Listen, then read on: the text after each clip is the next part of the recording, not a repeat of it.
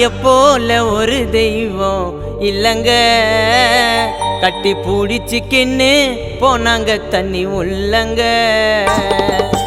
தாய போல ஒரு தெய்வம் இல்லங்க, கட்டி பூடிச்சுக்கின்னு போனாங்க தண்ணி உள்ளங்க.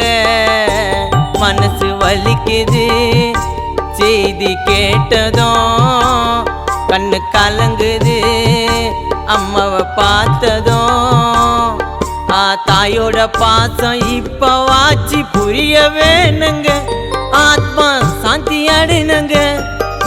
தாயோட பாசம் இப்பவாச்சு புரிய வேணுங்க, ஆத்மா சாந்தி அடைனுங்க.